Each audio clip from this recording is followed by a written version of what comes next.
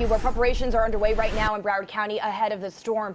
You see crews out today cleaning out those storm drains. Our team coverage now turning to Local 10 News reporter Andrew Perez. Yeah, he tells us how Broward County is preparing for Isaias right now. Andrew, sorry. We've been saying this throughout the day. There's no reason to panic. Nobody's panicking. However, let's be real here. This storm is a little bit too close for comfort, and especially down here in South Florida, we know there are so many areas that are very prone to flooding, prone to flooding even during a regular storm.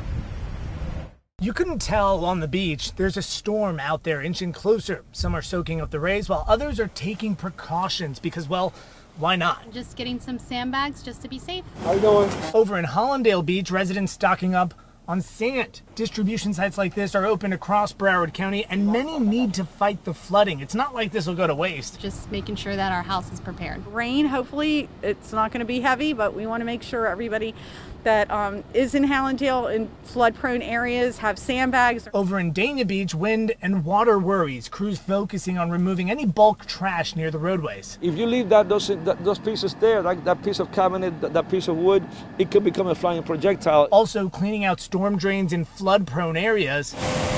These vacuum trucks have the capacity to clean 20 to 30 drains, clearing the muck and debris to make way for the water. Knowing that we have this tropical storm forming, we came back a little earlier to try to knock out most of the drains, because we know that if we get a lot of rain in a couple of days, it's prone to some flooding, and it's very difficult for the residents here when they have the water high.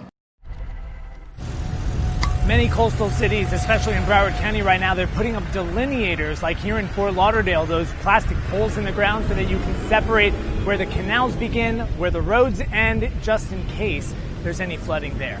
That's the latest here in Fort Lauderdale, though. I'm Andrew Perez, Local 10 News.